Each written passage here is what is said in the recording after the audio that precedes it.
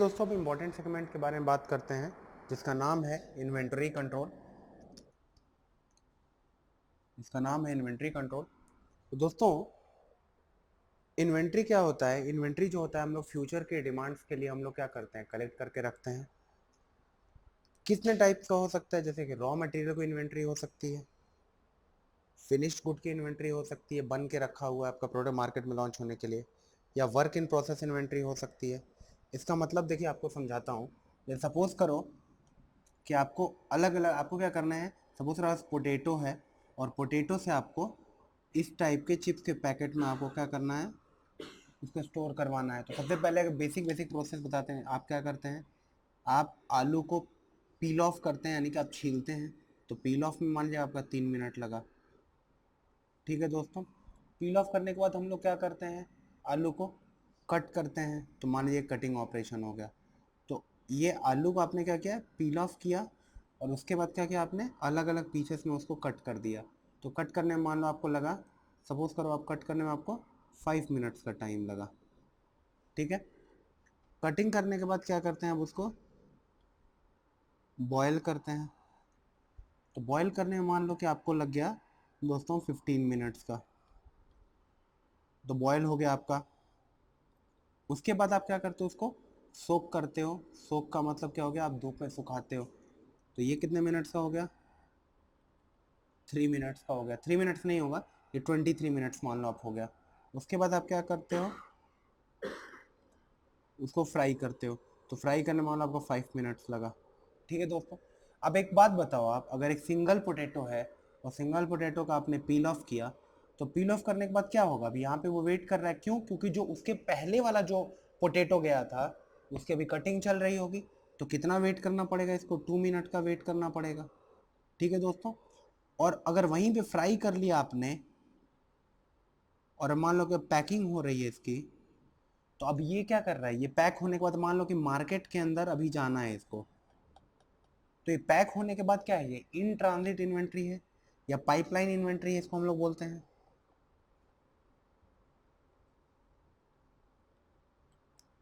ये हो गया आपका पाइपलाइन इन्वेंटरी, ये आपका पाइपलाइन इन्वेंट्री हो गया। ठीक है दोस्तों, उसी तरीके से आपका क्या हो गया, ये वर्क इन प्रोसेस इन्वेंट्री हो गया, जो यहाँ पे वेट कर रहा है, जो यहाँ पे वेट कर रहा है। ये आपका वेट जो कर रहा है वो क्या है, वर्क इन प्रोसेस की इन्वेंट्रीज है। और ये जो आपका यहाँ पे पैक हो चुका है, ये क्या है आपका, ये आपका फिनिश्ड गुड इन्वेंट्री है। ठीक है दोस्तों, तो ये तो हो गया इन्वेंट्री के बेसिक क्या होते हैं। अब देखिए दोस्तों, इन्वेंट्री में कुछ कॉस्ट होता है। जब भी आपको जाना है और सामान को मंगाना है, तो सामान को जाने में आपको ट्रांसपोर्टेशन कॉस्ट देना पड़ेगा, सामान को एक बार जांच करने में देना पड़ेगा, और कितनी बार ये करना पड़ेगा, जितने आप ऑर्डर्स देंगे। तो इसका मतलब ये है कि कुछ ऑर्डर पर पीस का भी ऑर्डर, सॉरी, रुपी पर ऑर्डर का कॉन्सेप्ट आएगा। जो रुपी पर ऑर्डर का कॉन्सेप्ट आएगा उसको हम लोग क्या बोलते हैं, ऑर्डरिंग कॉस्ट। ठीक है दोस्तों, तो ये क्या हो गया आपका ऑर्डरिंग कॉस्ट। क्या होता है, cost in preparation of invoice. Invoice का मतलब क्या होता है, list of needs. List of needs का मतलब ये आइटम्स हम लोग को चाहिए। ठीक है, ये आइटम से आइटम आइटम ऐसा हम लोग को चाहिए। तो इसका मतलब क्या होता है, ये लिस्ट ऑफ नीड्स हो गया। इंस्पेक्शन करने में आएगा, कॉस्ट लगेगा। इंस्पेक्शन का मतलब क्या हो गया, एक्सेप्टेंस सैम्पलिंग वाली बात कर रही है। इसमें हम लोगों को कुछ खर्चा देना पड़ेगा। इसके अलावा कॉस्ट ऑफ इंस्पेक्शन वो वहीं पे लिखा हुआ है, ठीक है ना। कास्ट ऑफ ट्रांसपोर्टेशन होना चाहिए एक और। तो जितने आप ऑर्डर करेंगे उतनी बार आपको रुपीस पर ऑर्डर का क्या करना पड़ेगा, ऑर्डरिंग कॉस्ट पे करना पड़ेगा। अब आइए दोस्तों देखते हैं कैरिंग कॉस्ट क्या होता है। कैरिंग कॉस्ट का मतलब ये होता है कि आपने इन्वेंट्री एक बार मंगा ली, अब इन्वेंट्री को ला के आपने रख दिया है, तो उसको स्टोर करने के लिए कुछ तो कॉस्ट पे करना पड़ेगा ना। तो इसी को बोलते हैं इन्वेंट्री कैरिंग कॉस्ट या इन्वेंटरी होल्डिंग कॉस्ट भी इसको बोलते हैं। और क्या बोलते हैं इसको, इन्वेंट्री होल्डिंग कॉस्ट। तो अब इस कॉस्ट के अंदर देखिए क्या क्या आ जाता है, इंश्योरेंस आ जाता है, टैक्स आ जाता है जो आपको पे करना पड़ेगा, ओवरहेड एक्सपेंसेस आ जाएंगे इसके अंदर, for example rent, electricity bill, ये सारा आपको पे करना पड़ता है। इसके बाद पिलफरेज। पिलफरेज का मतलब होता है दोस्तों थेफ्ट अगर है यानी कि चोरी हो गई आपकी इन्वेंट्री की, हाउस रेंट आपको पे करना पड़ता है, ठीक है, जिस घर के अंदर आप सेव कर रहे हो। इसको देखिए दो तरीके से देते हैं, या तो रुपी पर यूनिट पर ईयर के हिसाब से देते हैं, या हम लोग क्या कर देते हैं, रुपी पर ईयर भी देते हैं इकट्ठा एक साथ।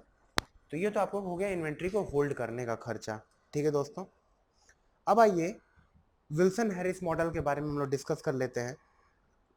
तो सपोज करिए, सबसे पहले इसके एजम्पशन हम लोग देख लेते हैं क्या क्या एजम्पशन होता है।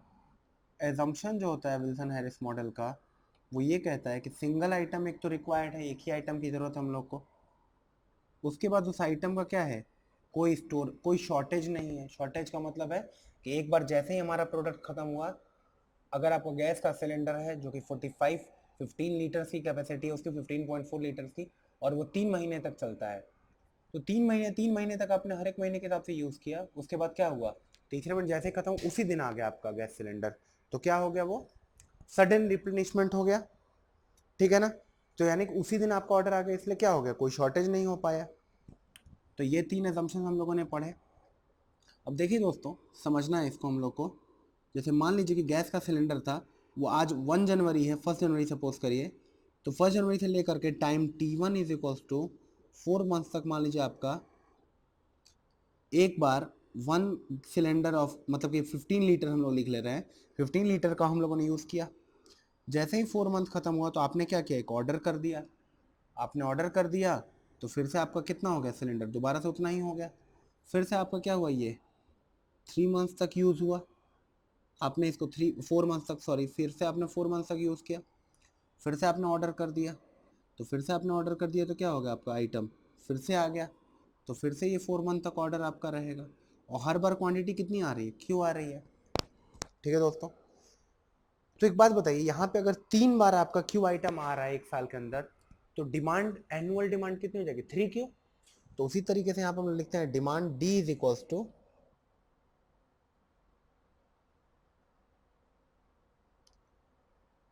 डिमांड पर ईयर्स, इसको डिनोट करते हैं। अब एन क्या हो जाता है, एन का मतलब होता है, देखिए आपने एक बार डिमांड यहाँ पे किया था, ठीक, ऑर्डर किया था, हम लोगों ने क्या किया था, एक बार यहाँ पे ऑर्डर कर दिया था, एक बार यहाँ ऑर्डर किया था, एक बार यहाँ ऑर्डर किया था। तो यहाँ के बाद क्या हुआ, एक साल ख़त्म हो गया। फिर नेक्स्ट ईयर जब आएगा तो आप यहाँ पे ऑर्डर करेंगे। तो हमने एक साल में कितने ऑर्डर किए, 3 ऑर्डर किए। तो एन क्या हो गया हम लोग का,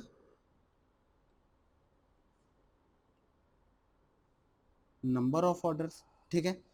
अब एक बात बताइए, अगर डिमांड 3Q था, यानी कि 3Q था एक साल का, और अगर एक बार की ऑर्डरिंग क्वांटिटी Q थी, तो एक बात है, नंबर ऑफ ऑर्डर कितने हो गए, 3 हो गए। तो इसको हम लोग साथ में क्या लिख सकते हैं, D डिवाइडेड बाई Q। अब देखिए Q क्या होता है, Q होती है ऑर्डरिंग क्वांटिटी। उसके बाद देखिए C नोट क्या होता है, C नोट होता है ऑर्डरिंग कॉस्ट पर ऑर्डर, यानी कि यहाँ पे जो हम लोग को पे करना है, ये ऑर्डर जब हम लोग कर रहे हैं, सपोज करो अब ऑर्डर करने में, एक बार के ऑर्डर में आपको आया आपका लेकर के गैस सिलेंडर, तो आपने क्या किया, उसको आपने उसको पे किया 700 रुपी या 800 रुपी, मान लो आपने पे कर दिया एक ऑर्डर का। तो आप पूरे साल भर कितना ऑर्डर करेंगे, 2400। तो सीओ जो होता है वो ऑर्डरिंग कॉस्ट पर ऑर्डर कहता है, जो कि आपका यहाँ पे कितना है, 800 रुपी का है। अच्छा देखिए, अब गैस का सिलेंडर अगर आपके पास है, तो गैस का सिलेंडर आपको क्या करना पड़ेगा, होल्ड करके रखना पड़ेगा। यानी कि आपको क्या करना पड़ेगा, उसको सुरक्षित रखने के लिए क्लीनिंग करना पड़ेगा, कोई ना कोई ऑपरेशन तो लगाना पड़ेगा, ताकि वो स्टोर आप अच्छे से कर पाए। तो सीएच जो होता है, इसको हम लोग क्या बोलेंगे, होल्डिंग कॉस्ट, और ये हम लोग का कैरिंग कॉस्ट भी हो जाएगा। अच्छा, सीयू क्या होता है, सीयू होता है हम लोग का यूनिट कॉस्ट, यानी कि एक सिलेंडर का जो यूनिट कॉस्ट है वो आ जाता है इसमें। तो दोस्तों देखते हैं टोटल इन्वेंट्री कॉस्ट क्या होता है। तो आप लोगों मुझको बताएंगे कि सर टोटल इन्वेंट्री कॉस्ट जो है, उसमें आपने बताया कि ऑर्डरिंग कॉस्ट भी आ गया, और सर होल्डिंग कॉस्ट भी आ गया, ये टोटल ऑर्डरिंग कॉस्ट है मतलब, और ये टोटल होल्डिंग कॉस्ट है, ठीक है। तो अब एक एक करके देख लेते हैं पहले ऑर्डरिंग कॉस्ट के बारे में। देखिए ऑर्डरिंग कॉस्ट क्या होता है, टोटल ऑर्डरिंग कॉस्ट हम लिख देते हैं टीओ। टीओ से इसको नहीं रिप्रेजेंट करके हम लोग किसे डिनोट करते हैं, चलिए ओसी से रिप्रेजेंट करते हैं, ओसी। तो ओसी के लिए आप क्या बोलेंगे कि सर हो जाएगा ordering cost per order into हो जाएगा नंबर ऑफ ऑर्डर्स।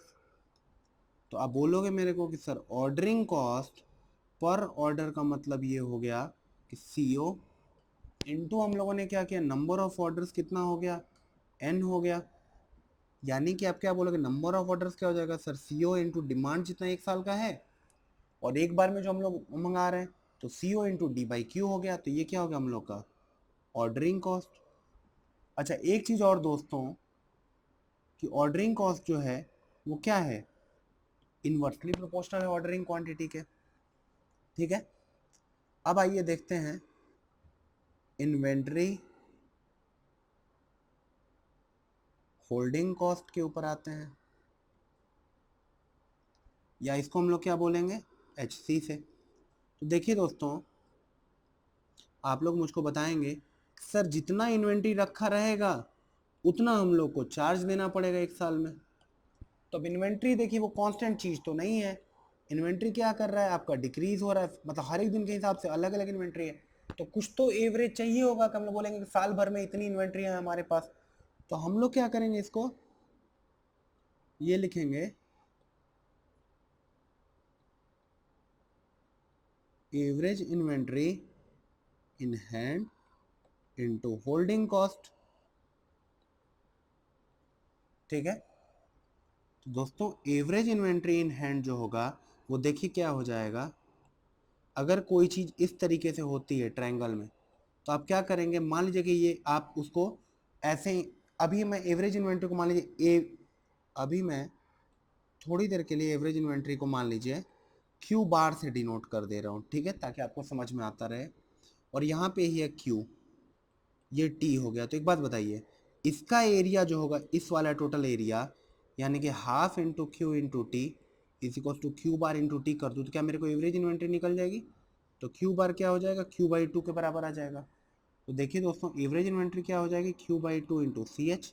ये क्या हो जाएगा आपका, ये होल्डिंग कॉस्ट हो जाएगा। ठीक है दोस्तों, तो इसका मतलब ये समझ में आया कि होल्डिंग कॉस्ट क्या है, वो लीनियरली प्रोपोर्शनल है इसके क्यू के, और ऑर्डरिंग कॉस्ट जो है वो क्या है, इनवर्सली प्रोपोर्शनल है क्यू के। इसका मतलब दोस्तों अगर हम लोग कॉस्ट को प्लॉट करने की कोशिश करें तो आप मुझसे कहेंगे कि सर ऑर्डरिंग कॉस्ट तो इनवर्स हाइपरबोलिक है, और आप दूसरी चीज़ क्या बोलेंगे मुझसे कि सर जो कैरिंग कॉस्ट है या होल्डिंग कॉस्ट है सर वो लीनियरली प्रोपोर्शनल है, और आप बोलोगे कि सर जो टोटल कॉस्ट है वो इन्हीं से मिलके बना हुआ है। इसका मतलब सर कोई ना कोई तो क्वांटिटी ऐसा आएगा जिसपे कि टोटल इन्वेंट्री कॉस्ट क्या हो जाएगा, मिनिमम हो जाएगा। और दोस्तों हम लोग को इन्वेंट्री के कॉस्ट को मिनिमम ही तो करना है, तो हम लोग अब क्या करना चाहते हैं, अब हम लोग टोटल कॉस्ट निकालना चाहते हैं। तो देखिए दोस्तों टोटल कॉस्ट अगर हम लोग को निकालना हुआ, टोटल इन्वेंटरी कॉस्ट के बारे में थोड़ा सा देख लेते हैं।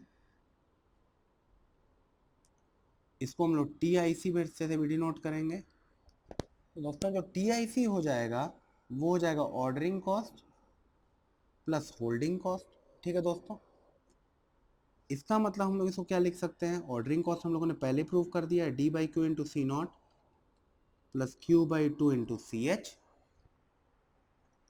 ओके दोस्तों, थैंक यू सो मच। अभी हम लोग टोटल इन्वेंट्री कॉस्ट के बारे में फर्दर, दोस्तों हम लोग टोटल इन्वेंट्री कॉस्ट के बारे में कर रहे थे। तो टोटल इन्वेंट्री कॉस्ट जो होता है वो हम लोगों ने लिख लिया D by Q into C not plus Q by two into C H.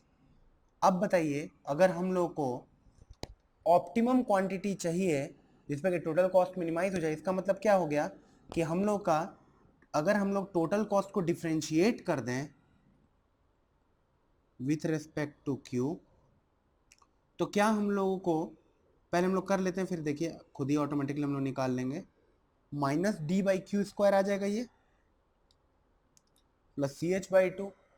अब किसी भी चीज़ की मिनिमम या मैक्सिमम निकालने के लिए हम लोग क्या करते हैं, उसको ज़ीरो के बराबर पुट कर देते हैं। तो दोस्तों यहाँ से जो क्यू स्टार निकल के आएगा वो आएगा 2 × D × C0 divide by C H. और दोस्तों ये बहुत ही इंपॉर्टेंट रिजल्ट है, जो कि हम लोग को कहाँ पे, जो कि हम लोग को इसको क्या बोलते हैं, इसको हम लोग बोलेंगे इकोनॉमिक ऑर्डर क्वांटिटी। ठीक है दोस्तों, अब ये चेक करने के लिए कि जो टोटल इन्वेंट्री कॉस्ट में मिनिमम है कि नहीं है, तो हम लोग क्या करेंगे, डी स्क्वायर टी आई सी, मतलब डबल डिफ्रेंशिएट करेंगे, divide by D Q square. ये अगर डिफ्रेंशिएट करेंगे देखिए क्या हो जाएगा, ये प्लस हो जाएगा, ये वैल्यू हम लोग की क्या हो जाएगी, प्लस हो जाएगी। तो plus 2 × D × C0 divided by Q का होल क्यूब आ जाएगा प्लस 0। अब देखिए डबल डिफरेंशियल अगर ग्रेटर देन 0 आ जाता है तो ये वैल्यू क्या कहलाती है हम लोग की, मिनिमा। तो ये पॉजिटिव वैल्यू है, क्योंकि देखिए क्यू की वैल्यू अगर हम लोग ये पुट भी कर दें तो भी तो ये वैल्यू नेगेटिव तो नहीं हो सकता है ना, ये पॉजिटिव ही रहेगा। इसका मतलब हम लोग ये कह सकते हैं कि at E O Q T I C is minimum. ठीक है, तो आइए एक बार निकाल लेते हैं इन वैल्यूज को। देयरफॉर दोस्तों अब क्या करेंगे हम लोग, ऑर्डरिंग कॉस्ट चलिए पहले निकालते हैं। ऑर्डरिंग कॉस्ट में आपने बोला सर होता है D by Q into C not. तो आइए इसको पुट करके देखते हैं, डिवाइड बाई 2 × D × C0। और यहाँ पे ऊपर क्या चला जाएगा, सी एच चला जाएगा। तो आपने बोला कि सर ये वैल्यू आ जाएगी D × C0 × CH divided by 2। यहाँ पे आ गया ऑर्डरिंग कॉस्ट। फिर आप बोलेंगे मुझको कि सर होल्डिंग कॉस्ट तो होता है Q/2 × CH। तो सर आपने तो इसकी वैल्यू निकाल ली है, ये तो 1/2 बाहर आएगा ब्रैकेट के, और ये आ जाएगा 2 × D × C0 divide by C H into बाहर ब्रैकेट के क्या आएगा, सी एच। तो आपने बोला कि सर होल्डिंग कॉस्ट हो गया D × C0 × CH divided by 2। तो यहाँ से देखते ही जैसे ही आपने देखा, आपने क्या बोला कि सर यहाँ से एक चीज़ दिख रही है कि at economic order quantity ordering cost is equal to holding cost. ये डायरेक्टली हम लोग देख पा रहे हैं। ठीक है दोस्तों, अगर हम लोग ordering cost is equal to holding cost देख पा रहे हैं तो इसका मतलब ये समझ में आया है कि ईओक्यू पे ऑर्डरिंग कॉस्ट जो होगा वो होल्डिंग कॉस्ट के बराबर हो जाता है और टोटल कॉस्ट मिनिमम हो जाता है। तो आइए टोटल कॉस्ट निकाल लेते हैं कितना होता है। टोटल इन्वेंटरी कॉस्ट, या जिसको हम लोग टीआईसी बोलेंगे, ये हो जाएगा ordering cost plus holding cost. इसका मतलब 2 × D × C0 × CH divide by 2। और दोस्तों जो TIC की जो टोटल वैल्यू आएगी वो आ जाएगी √2 × D × C0 × CH। ये बहुत ही इंपॉर्टेंट एक्सप्रेशन है जो कि हम लोग को क्या करना है, याद करके रखना है। अब देखिए एक और चीज़, अगर मान लीजिए कि अगर ये नहीं होता तब हम लोग टोटल इन्वेंट्री कॉस्ट क्या लेते, तो इन्वेंट्री कॉस्ट हम लोग को ये लेना है D/Q × C0 plus Q/2 × CH। इसको हम लोग TIC स्टार बोलेंगे। ठीक है, और ये क्या बोलेंगे हम लोग, TIC बोलेंगे। चलिए तो ये तो TIC समझ में आ गया हम लोग को। अब टोटल कॉस्ट क्या हो जाएगा, टोटल कॉस्ट का भी कॉन्सेप्ट कुछ होता है। तो टोटल कॉस्ट का मतलब होता है purchase cost plus total inventory cost. अब परचेज कॉस्ट देखिए क्या हो जाएगा, टोटल जो डिमांड होगा इंटू यूनिट कॉस्ट हो जाएगा प्लस टीआईसी।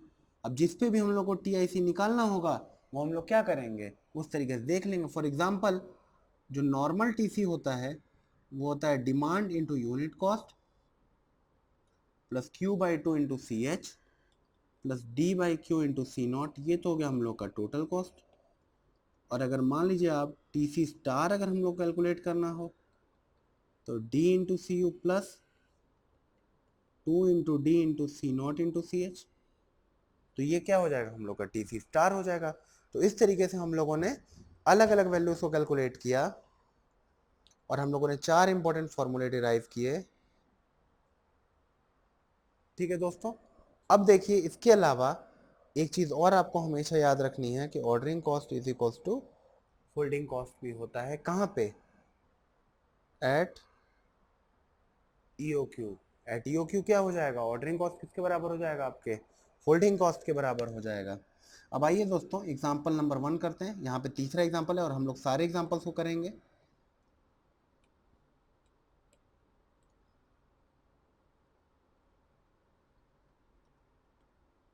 एग्जाम्पल 1 है, जो फर्स्ट एग्जाम्पल है दोस्तों वो कुछ ऐसा है। सपोज करिए एग्जाम में आपको मिल जाए डिमांड इज इक्वल्स टू, अगर आपको जो डिमांड दे दिया है वो 22,500 आइटम्स का है, जो सी नॉट है वो 200 रुपी पर ऑर्डर है, जो होल्डिंग कॉस्ट है वो है आपका ₹4 पर यूनिट ईयर के टर्म्स में हम लोग को मिलेगा। तो हम लोग को अगर मान लीजिए कि सबसे पहला चीज़ अगर पूछ रहा है इकोनॉमिक ऑर्डर क्वांटिटी और टोटल इन्वेंट्री कॉस्ट। ठीक है दोस्तों, तो टोटल इन्वेंट्री कॉस्ट जो होगा, देखिए वो क्या आएगा, सबसे पहले हम लोग क्या निकालेंगे, ईओक्यू निकाल लेते हैं। तो देखिए ईओक्यू क्या होता है, आप बोलोगे sir 2 into D into C not divided by C H. आपने क्या बोला, सिर्फ हम लोग वैल्यूज पुट कर देते हैं। 2 इंटू 22,500 इंटू सी नॉट की वैल्यू आपकी दी हुई है 200 डिवाइडेड बाई 4। तो आप बोलोगे कि सर ये 15 है, तो यहाँ से सर 15 निकल जाएगा, डबल ज़ीरो ये आ जाएगा, 2 से 4 कैंसिल आउट हो जाएगा। तो इकोनॉमिक ऑर्डर क्वांटिटी कितनी आ जाएगी? 1500 यूनिट्स आ जाएगी। ठीक है दोस्तों, अब देखिए जो दूसरा चीज़ आएगा उसके अंदर क्या आ जाएगा, नंबर ऑफ ऑर्डर्स मान लीजिए हम लोग को निकालने हैं।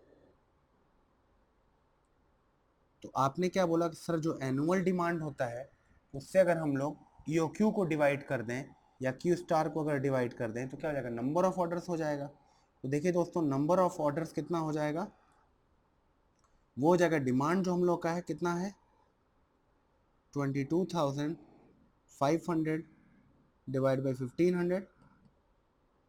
तो कितनी बार आप ऑर्डर करेंगे, 15 बार ऑर्डर करेंगे आप। और अगर इसका मतलब ये है, अगर मान लीजिए आपको लाइफ साइकिल पूछे या टाइम साइकिल पूछे, तो मतलब कि एक बार आपका जो प्रोडक्ट है वो कितना चलेगा, अभी हम लोग इसकी वैल्यू निकाल लेंगे, आपको परेशान होने की जरूरत नहीं है।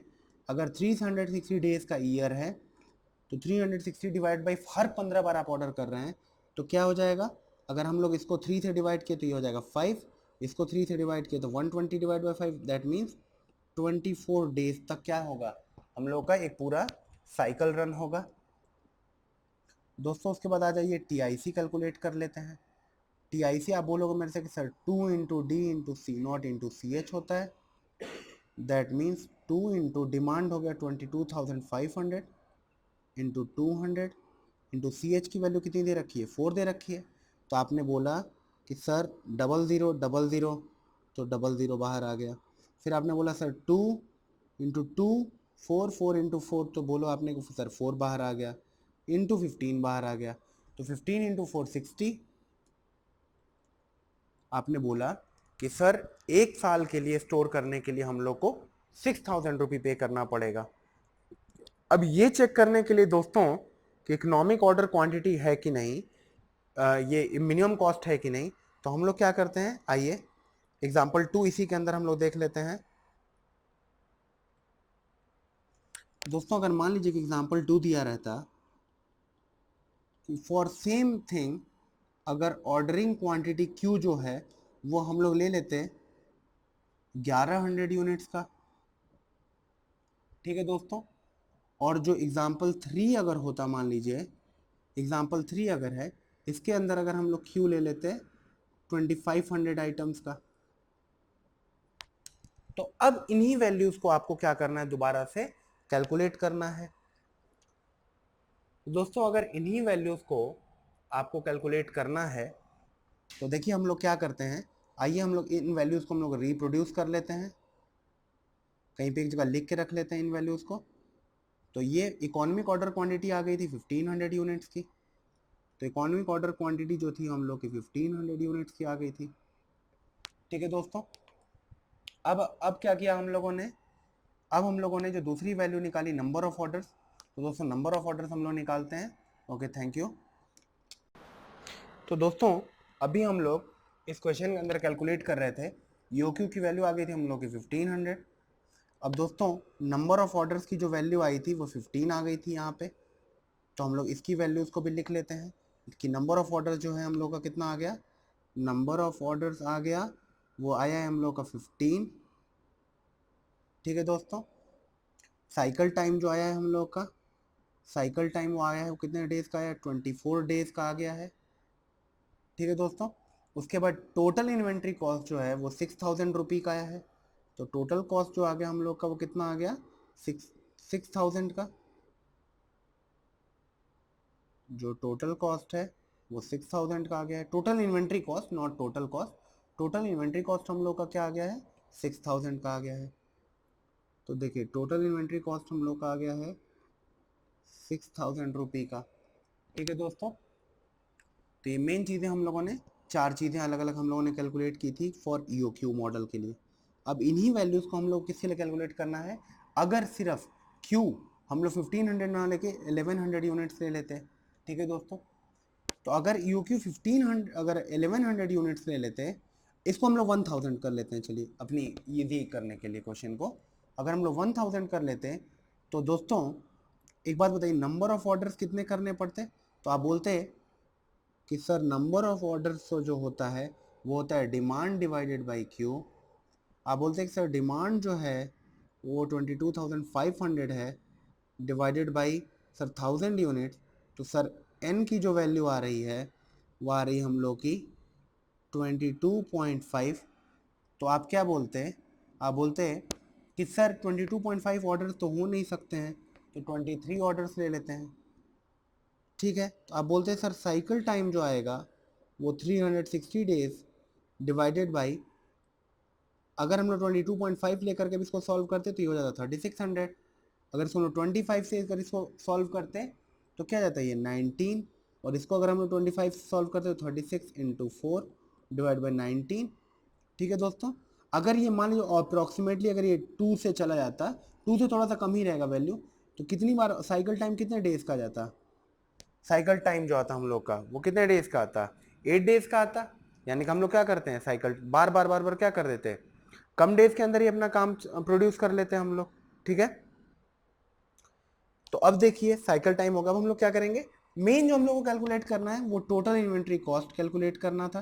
तो टोटल इन्वेंट्री कॉस्ट में आप बताओगे सर होता है D by Q into C naught और plus Q by two into C H. तो आप लोग मुझको बताएंगे वैल्यू, ये कितना हो जाएगा, डी बाई क्यू कितना हो गया 22.5, वही हो गया नंबर ऑफ ऑर्डर्स, और सी नॉट की वैल्यू कितनी है 200, प्लस क्यू बाई टू कितना हो जाएगा 500 इंटू कितना हो जाता है 400, तो ये वैल्यू कितना आएगा देखिए आप बताइए, यहाँ से आपने क्या किया 225 इंटू 20 प्लस 500 इंटू 4, ये क्या हो गया 4500, और प्लस कितना 2000, ये कितना आ गया कॉस्ट 6500 रुपये आ गया। कितना कॉस्ट आया आपका 6500 रुपये आ गया।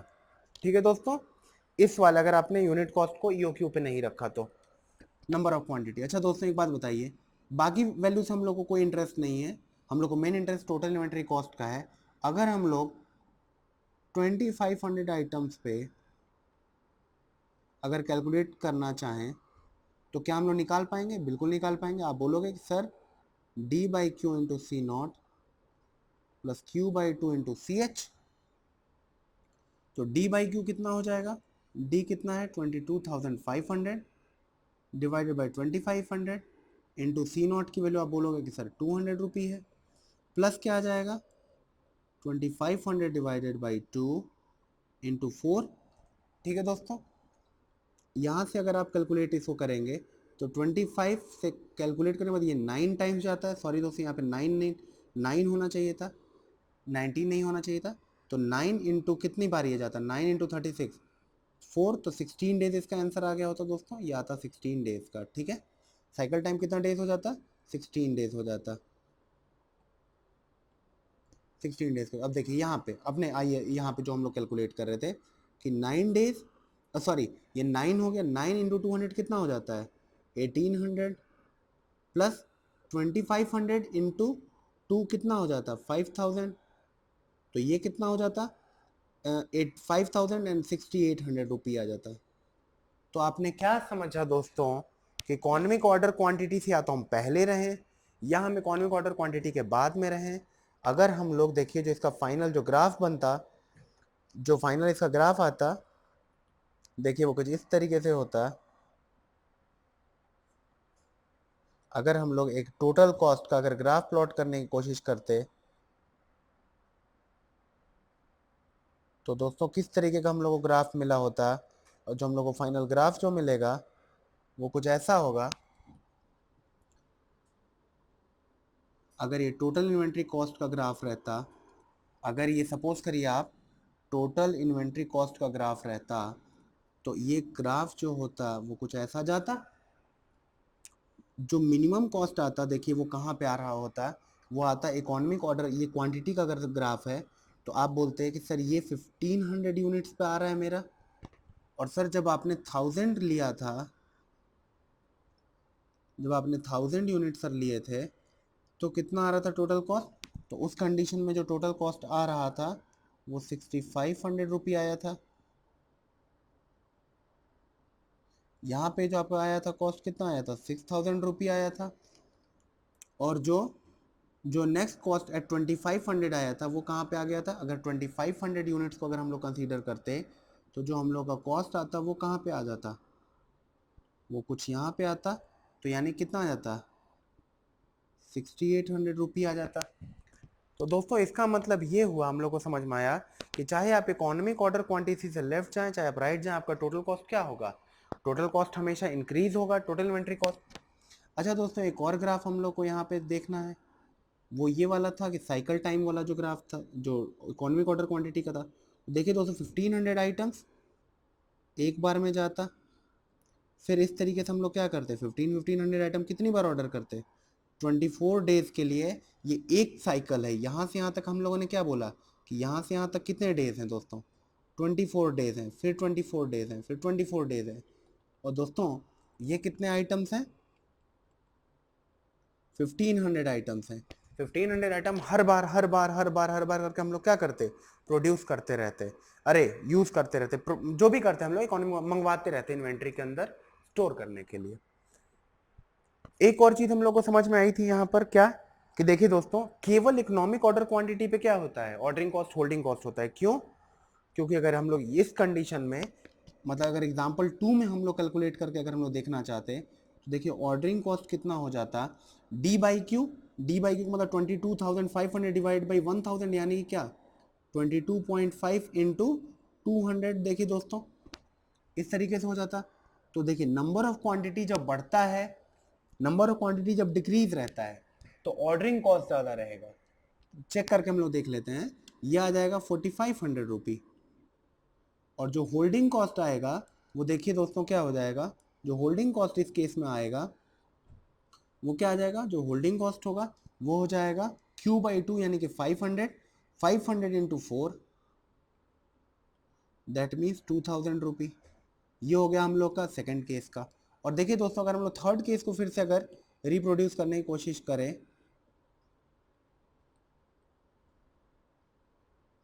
तो आपको दिखाई देगा, इसके देखिए एक बहुत ब्यूटीफुल रिजल्ट यहाँ से भी हम लोग का निकल के आने वाला है जो कि आपसे एग्जाम में पूछा जा सकता है कि अगर ऑर्डरिंग कॉस्ट अगर यहाँ पे हम लोग निकालते तो क्या हो रहा है डी बाई क्यू, क्यू का रेशियो क्या कर रहा है बढ़ रहा है, डी बाई क्यू रेशियो क्या कर रहा है डिक्रीज कर रहा है।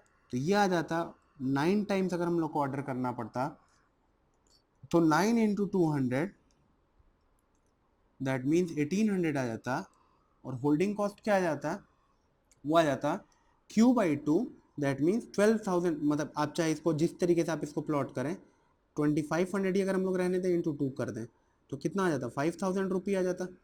दोस्तों क्या क्या चीज़ें समझ में आ गई हम लोग को, यहाँ पे कुछ इंपॉर्टेंट बुलेट पॉइंट्स हम लोग को नोट करने के लिए ये हैं। कुछ हम लोग को बुलेट पॉइंट्स यहाँ पे नोट करने के लिए हैं कि एट ईओ क्यू टीआईसी सबसे कम होगा, ठीक है।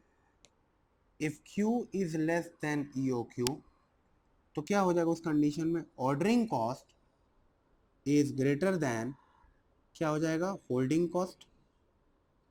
और if Q is greater than E O Q, तो ordering cost is less than क्या हो जाएगा आपका, होल्डिंग कॉस्ट हो जाएगा दोस्तों, ठीक है। और क्या चीज़ें आपको समझ में आ गई कि दोनों ही साइड में जाने के बाद जो ग्राफ हम लोगों ने देखा,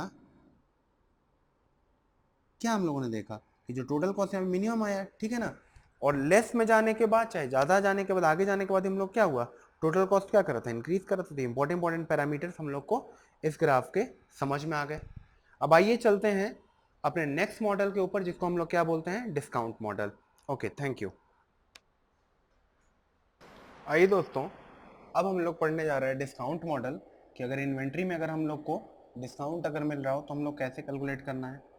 तो देखिए दोस्तों, इसमें क्या है कि इसमें हम लोग को एक डिमांड पता रहेगा, डिमांड सम आइटम्स का, ऑर्डरिंग कॉस्ट पता रहेगा, होल्डिंग कॉस्ट पता रहेगा।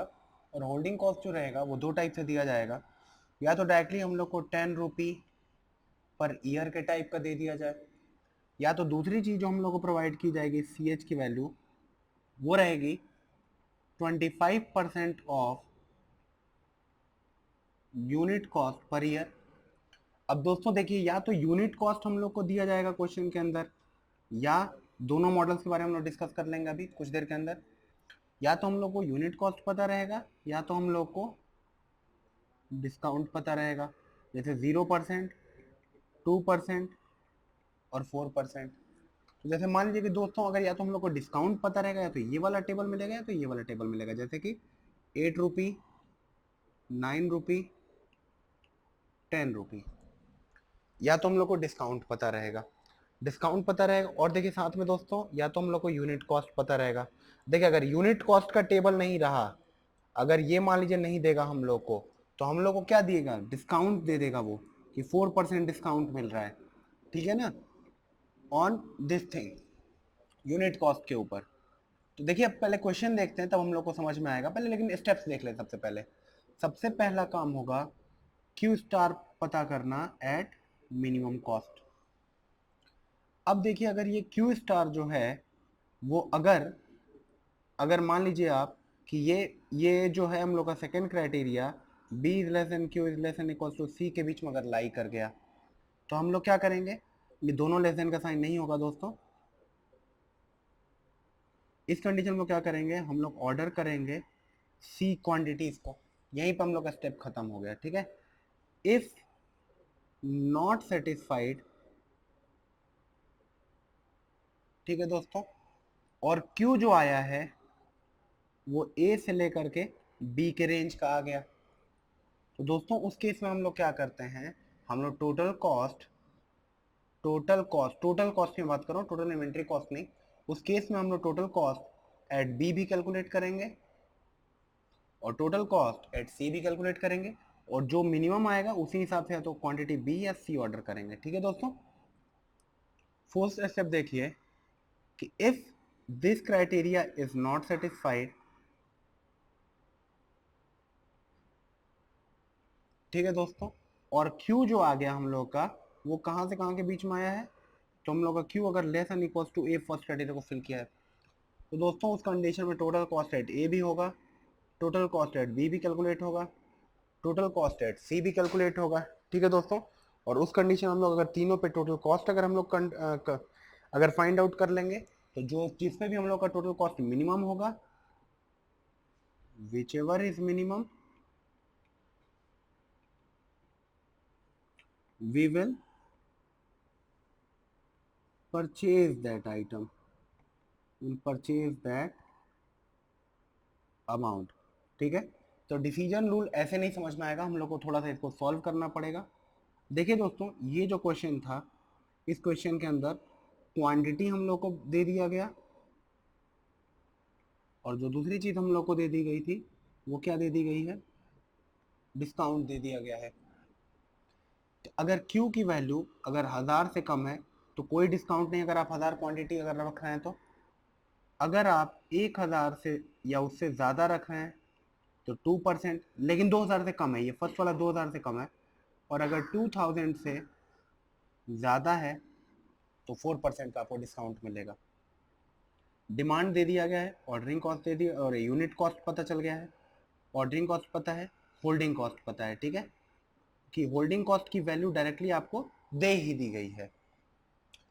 तो अगर आपको होल्डिंग कॉस्ट की वैल्यू इस क्वेश्चन में या कैरिंग कॉस्ट, अगर आप इसे सी एच लिख लें, अगर आपको सी एच की वैल्यू दे ही दी गई है तो आप क्या करेंगे, क्यू स्टार कैलकुलेट करेंगे, 2 into demand into ordering cost divide by holding cost. यानी कि आपने इसमें क्या पुट किया, 2 into 10,000 items into ordering cost कितना हो गया 300 रुपये का, डिवाइड बाई होल्डिंग कॉस्ट कितना हो गया 40 का हो गया।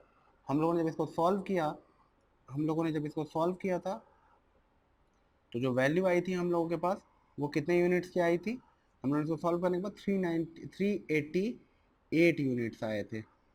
कितने यूनिट्स आ गए, 388 यूनिट्स। अब दोस्तों बताइए कि क्या 388 ये Q ग्रेटर देन 2000 है, नहीं है। क्या ये Q ग्रेटर देन 1000 में लाई कर रहा है, नहीं लाई कर रहा है। तो अब हम लोग क्या करेंगे, Q जो है वो दोनों से ही कम आ गया। अब हम लोग स्टेप 2 पे जाएंगे, हम लोग क्या करेंगे, टोटल कॉस्ट कैलकुलेट करेंगे डिफरेंट Q। डिफरेंट Q का मतलब क्या हो गया, एट 388 पर भी हम लोग कैलकुलेट करेंगे। अब हम लोग Q पे टोटल कॉस्ट क्या कैलकुलेट करेंगे, टोटल कॉस्ट TC1। हम लोग 1000 आइटम से भी कैलकुलेट करेंगे TC2। और हम लोग क्या करेंगे 2000 आइटम्स पर भी क्या कैलकुलेट करेंगे TC3। देखिए टोटल कॉस्ट क्या होता है, जो भी डिमांड रहता है उसको हम लोग क्या करते हैं, डिमांड को हम लोग यूनिट कॉस्ट से मल्टीप्लाई कर देते हैं।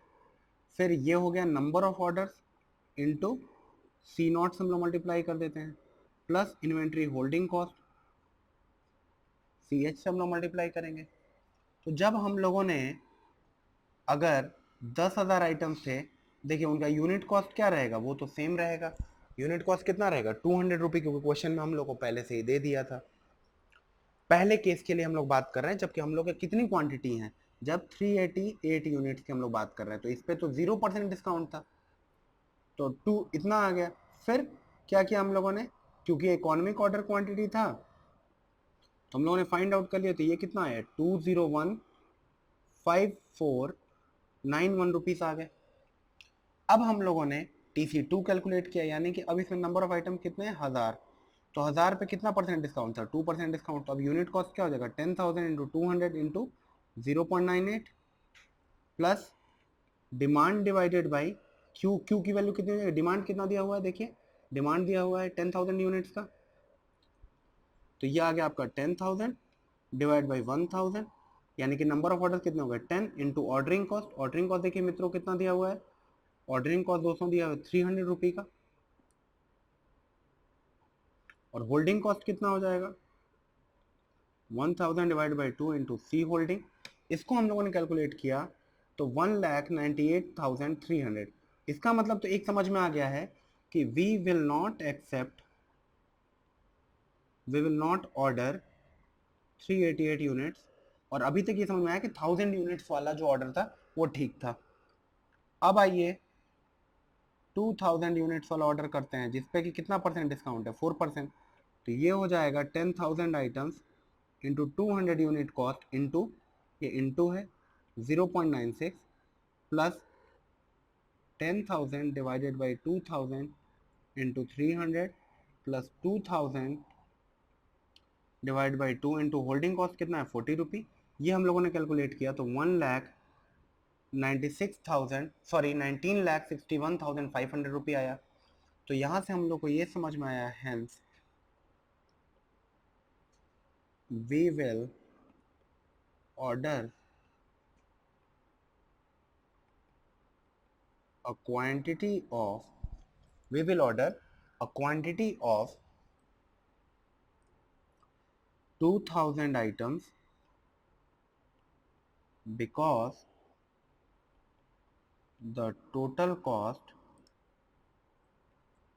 Is minimum. अगर इस क्वेश्चन के अंदर देखिए, अगर इस क्वेश्चन के अंदर अगर हम लोग का जो हम लोग डिस्काउंट लगाए हैं, डिस्काउंट लगाने का मतलब क्या है, देखिए तो सबसे पहले हम लोगों ने क्या लगाया था, होल्डिंग कॉस्ट यहाँ पे लगाया था। अगर ये वैल्यू मान लीजिए कितनी आ जाती, ये वैल्यू अगर आ जाती 2500 की, ठीक है दोस्तों, अगर ये क्वांटिटी 2500 यूनिट्स आ जाती तो हम लोग क्या करते, डायरेक्टली 4% का हम लोग एक्सेप्ट कर लेते, ठीक है, बट ऐसा नहीं हुआ।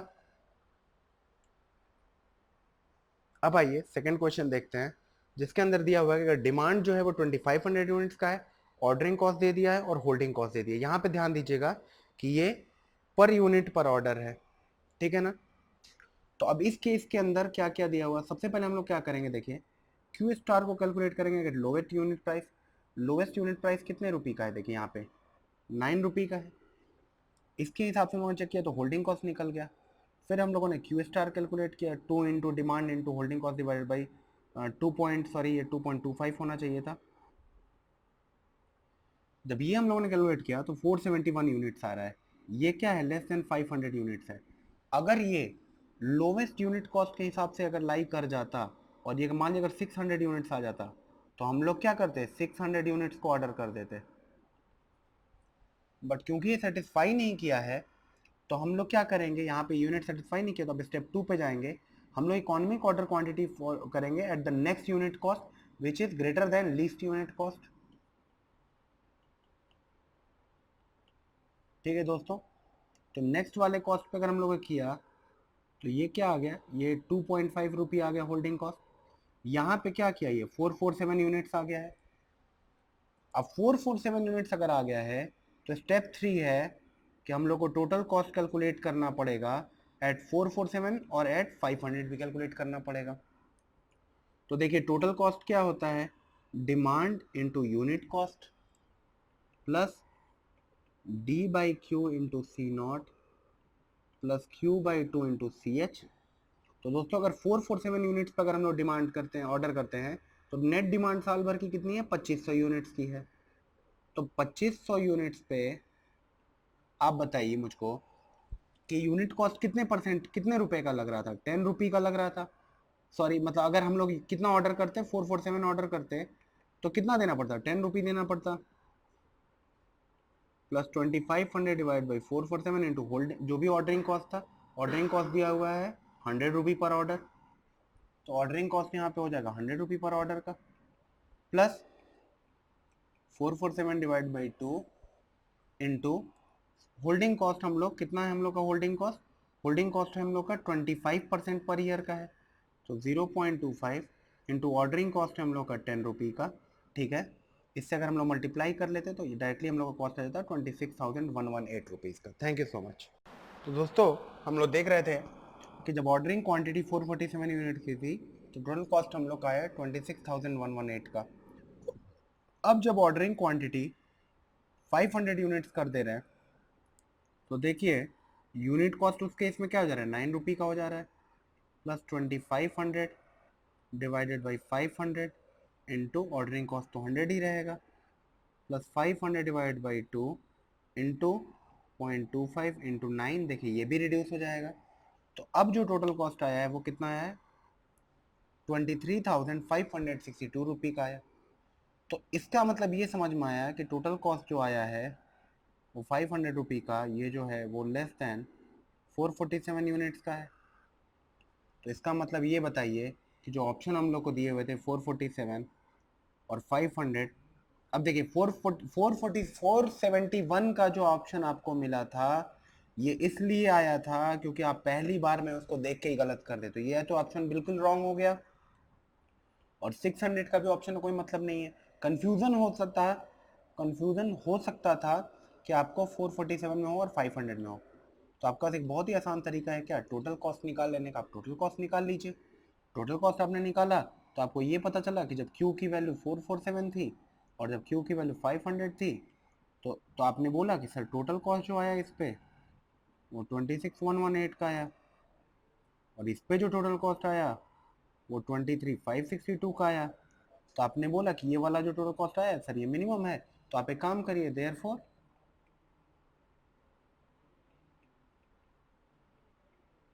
we will accept an order of, या we will accept या purchase an order of 500 unit. अगर देखिए, अगर हम लोग को ग्राफ के हिसाब से प्लॉट करना हुआ तो ये हो जाता है हम लोग का क्या, टोटल कॉस्ट का ग्राफ। आपको पता है एक ऑर्डरिंग कॉस्ट और एक होल्डिंग कॉस्ट का बनता है। देखिए 500 यूनिट तक क्या हो रहा था, जब हम लोग यहाँ पे जा रहे थे 447 पे, यूनिट कॉस्ट आपको क्या दिया जा रहा था, 10 रुपी था।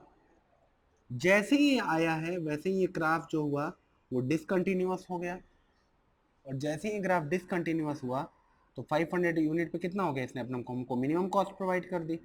एट 447 यूनिट्स पे कितना कॉस्ट हम लोग को दे रहा था, 26,118 का। ये जो वैल्यू आ रही थी 26,118 आ रही थी। लेकिन जैसे ही आया 500 यूनिट्स पे तो क्या हुआ, आपका यूनिट कॉस्ट चेंज हो गया। तो यूनिट कॉस्ट चेंज होगा तो अभी ग्राफ ऐसे चेंज करेगा। अब अगर मान लीजिए अगर 500 से भी ज़्यादा होता, अगर ये, अगर इसके अंदर अगर हमारे पास ऑफर रहता तो हो सकता है कुछ इस तरीके का ग्राफ होता। अगर सी यू इज इक्वल टू 8 हो जाता तो हम लोग क्या कर लेते, इस हिसाब से अपने ग्राफ को अल्टर कर लेते। Okay, thank you so much.